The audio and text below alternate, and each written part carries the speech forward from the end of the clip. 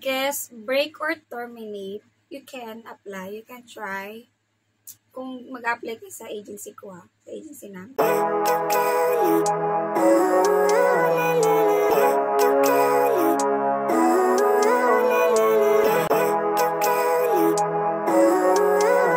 Hello people of the universe! Welcome back again sa aking YouTube channel. This is Bobby Kaya and we are on the house.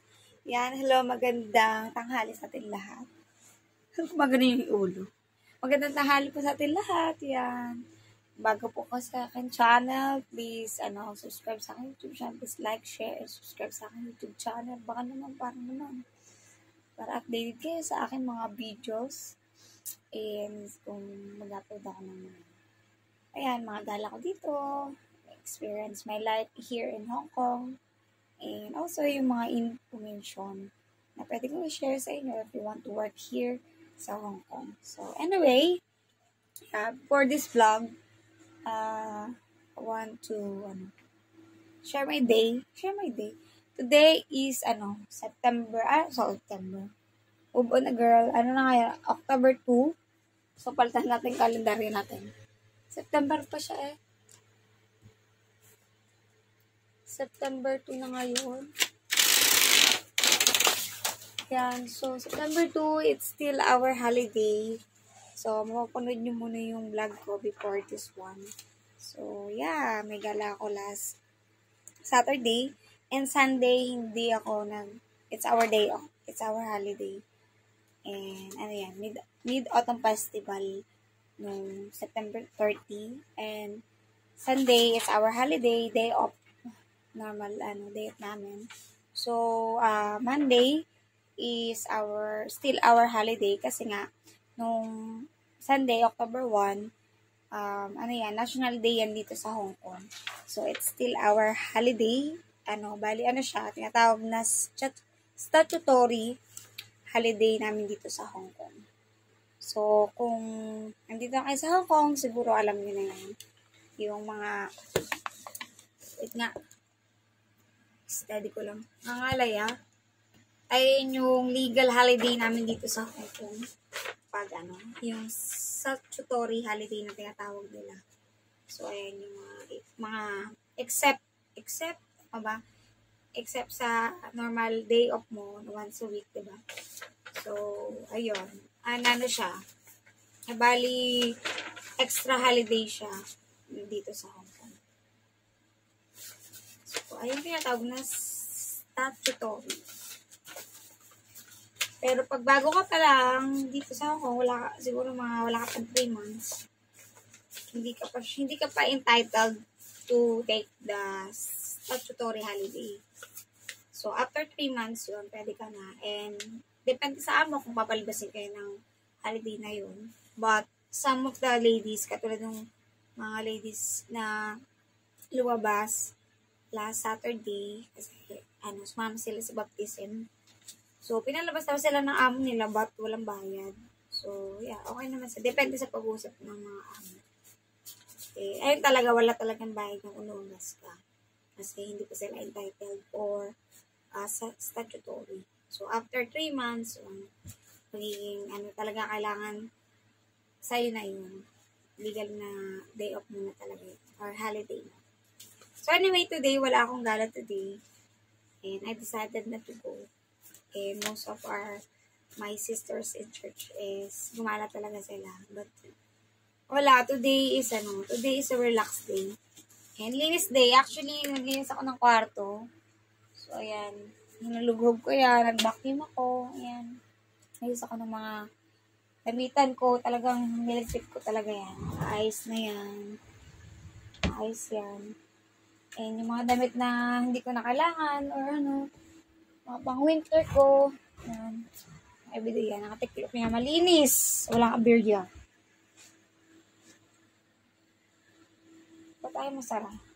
So anyway, yan. Naglinis-linis ako dito. Ayan ang aking higaan. Ayan. Tiklopin ko yung mga nilaban ko. So medyo malinis ang aking higaan today. Yan, nag-vacuum ako, naglinis ako ng mga dingding namin dito. Dahil, malikabok na siya. So, kasi pag wala kaming time maglinis dito, normally, And our regular days, busy talaga sa trabaho kasi may pasok, ganyan. So, today wala naman yung pasok. Tapos holiday pa naman kahit sa kanila. So, anyway, ito lang ako sa bahay. Yung kasama ko dito sa kwarto, si Ate Mean, lumabas siya kasi naka-duty siya kahapon. So, today, ang galang niya today. So, pagpasensya niyo na background, dahil yung tagang light. So, anong gagawin ko today? Naglinis lang ako. And, naglinis ng mga gamit ko. Punas-punas, kasi malikabok.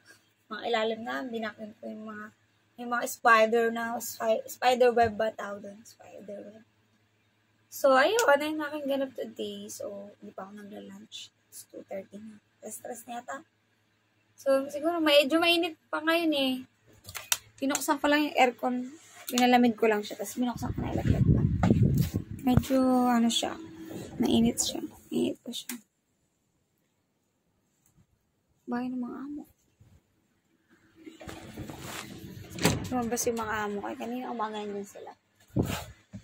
So, mag-ano lang tayo. Tsikahan lang tayo today. Gusto ko mag-vlog ngayon eh. Kasi, diba, para naman yung natin. Ang ating productive, ang ating days. Para meron tayong ipopost sa Facebook, sa YouTube. So, ayan guys nga. Today, wala akong gala today. So, mag-usap na lang tayo. Miss ko rin naman to yung sit back. So, liwanag, diba? So, anyway, ayun nga. Pag-usapan lang natin kasi may nagtanong dito sa recently lang na sa vlog ko, one of my content. Then, tinanong niya kung okay lang ba na mag-apply yung na break contract. So, I guess, break or terminate, you can apply, you can try. Kung mag-apply ka sa agency ko sa agency namin, sa Galilee, you can try because I know some ladies then na going back here dito sa Hong Kong is break contract. And then, nag-apply ulit sila sa Galilee and they still on the process na sila. So, I guess, pwede. Depende sa sitwasyon. Or depende kasi sa pag-uusap nyo pag nag-apply kayo ulit. Kasi depende kung paano ka na-terminate or paano ka na-break. Ano yung reason kung bakit ka nag-break. Kung okay naman yung reason, kung bakit ka nag-break or siguro bibigyan naman nila ng chance ulit to apply or ngayon hindi naman just pray for it and just try to mag-apply kayo and mag-inquire para at least malaman nyo kung matatanggap kayo o hindi. So I guess siguro magkakaroon ulit ng another interview yan pag nag-apply kayo. So at least meron na kayong experience kung break kayo.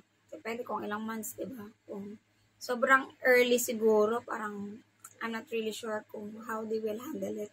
Basta guys, kung gusto nyo, kung break or terminate kayo, try nyo lang mag-apply sa Galilee. And entertain naman kayo nila nyo. Kung you can just ask questions na para ma-enlighten kayo kung tatanggap ba kayo o hindi. Pero I think nagtatanggap naman sila ng mga ganung situation. So, depende naman kasi sa rason kung bakit ka nag-terminate. Ba't ka na-terminate o bakit ka nag-break. Kasi, isa sa mga ladies before na terminate siya, but in a good term naman. Kasi financial problem.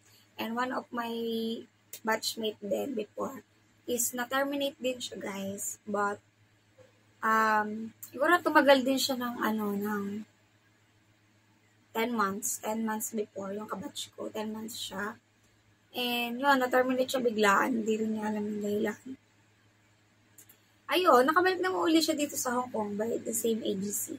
Nulungan pa rin siya. Ayun, nagantay siya ng few months before she come back here again dito sa Hong Kong. But it's good. It's a blessing in this case na rin. Blessing na rin ni Lord, diba? Now, she's in a good employer. Alam mo yun, talagang siya, well, tawag dito yung, talagang inaalagaan siya ng amo niya talaga. Sobrang bait ng mga amo niya, sobrang blessed sa mga matatanda, sa mga popo, ganyan. So, di ba, ano lang talaga, minsan, nalalagay lang talaga minsan tayo sa sitwasyon na not for us. Ganun, alam mo yun. Kaya, they giving a chance naman. Yan, may chance naman yan. Just try mag-apply sa mga agency na nag-accept. So, kaya mawalan ng pag-aasa. Just keep try and search sa mga agency na talaga, walang bayad kayo sa walang placement fee, walang training fee. Kung ex-abroad naman na kayo, it will be easier. Kasi, na kayo NC2, hindi na kayo kailangan mag-training, mas konti yung gastos na lang ulit sa pag-apply. Just try lang. Kung hindi kayo nag-succeed sa una, malay nyo, di ba, now, maging okay na. And just pray for it talaga bago kayo mag-apply. Kasi kung para talaga sa inyo, it will happen. So anyway, ayun lang yung gusto kong i-share. Sa nagtanong about sa kung pwede mag-apply. And then siguro dagdag ko na lang din yung, sa age limit. Actually, I had a blog already kung yung age limit yan. You can check the link on the description box below. You can link and you can watch that too. But I will share na rin kung first timer ka, kung sa agency namin sa Galilee, as far as I know, is 24 until 35 years old ang first timer. And pag ex-abroad ka naman is until 45 ang pinaka-maximum, I guess, sa for mga ex-abroad. So, pwede pa kayo makapag-apply. So, yun, lagi ko na-recommend sa lahat ng mga ex-abroad, yung galing sa Middle East. Ganyan, normally, sa mga ibang mga nag-chat sa akin is from the other country, Middle East. So, yun, na-apply lang kayo sa agency before then you come back to the Philippines. Or kahit bago kayo bumalik ng Pilipinas, mag-inquire na kayo sa Galilee. At least, naka-report na kayo doon para pagbalik niyo ng Pilipinas is on the process. Mas, alam nyo na yung dapat nyo gawin. Kung ano yung dapat nyo ihanda para makapag-apply kayo dito, yung mga requirements. So, next time guys, i-share ko din yung mga requirements for first-timers. I-update ko siya. And then, yung for ex-abroad, i-update ko rin siya kung ano yung mga kailangan nyo gawin. And, I will gather more information muna again para bago ko i-share ulit sa inyo. At least, diba? Kompleto siya. Wala siyang kulang. So, ayun lang naman guys. Gusto ko lang i-share. Gusto ko lang talaga gawa ng vlog today kasi para may hindi sayang araw ko today. Sa pala, disclaimer guys. I'm not working sa agency ng Galilee. I'm not working with them. Hindi wala akong komisyon sa pag-share ng knowledge. I just want to share yung experience ko and then yung paano nila ako tinulungan. Yung nag-apply din ako dito sa Hong Kong, going here sa Hong Kong. And talaga, siyempre, diba, share natin yung knowledge na walang bayad talaga, no? Walang placement fee. Ayun ang importante kasi malas yung gastos natin, diba, pag-apply dito kasi hindi talaga mura. Ang gastos, lalo na ngayon sa Pilipinas, diba? Mahal ang bilihin. So, kailangan mag-search tayo, use the YouTube platform para makapag-search or kahit sa Facebook, makapag-search kayo ng mga information that will help you na makahanap ng mga legal agencies, guys. Kasi, currently nga lang din, na-share ko naman sa isang vlog ko rin to, na yung nakasabay ko pa uwi dito sa Hong Kong is ex-abroad na siya dito sa Hong Kong and then but still nagbayad pa rin siya ng placement fee sa agency sa Pinas. So yun, maganda maghanap kayo ng agency dito direct dito sa Hong Kong para pag nakapag-apply na kayo ng agency dito sa Hong Kong direct is i-ano na lang kayo sa Pinas ng agency sa Pinas kasi meron yan sila mga partners na agency sa Pinas. So at least lang kayo, nagpapagre-reporting na lang kayo sa agency sa Pinas. So, at least, meron na kayo agency direct dito sa Hong Kong Kaya wala talagang bayad yung mga placement fee. So, ayun, basta magharap kayo ng mga agency na walang placement fee. Kung ayaw nyo sa Galilee, you can search or you have a lot of options naman. Marami namang magagandang agency naman talaga na wala talagang placement fee and training fee. Pero sa mga nakausap ko sa last Sunday, may namit akong ladies. Dito medyo malapit lang sa area namin yung Filipina din siya. So, pero nagbayad siya ng training fee kasi first timer na TESDA. Or TESDA, diba? Assessment. So, nagbayad pa rin siya ng training fee. Pero sa Galilee, guys, yun, kasama yun sa binabayaran ng mga amo. As far as I know, yung mga amo ang nagbabayad ng training fee pag first time. So, ayun lang, guys. And, yeah. Gusto kong i-share. Medyo mahaba na naman yung chikan ko dito sa vlog na to. Yeah, guys. Thank you for watching. Kung bago ka dito sa aking channel, huwag mo kalimutang i-like, share, and subscribe sa aking YouTube channel kung sa may mga friends kayo or relatives na gusto mag-apply dito sa Hong Kong. You can apply and you can sa aming agency if you want. Ayun lang. End ko na yung vlog dito, guys. And sana okay kayo lahat. And God bless sa atin po. And bye! See you in my next vlog. Bye! Thank you, guys.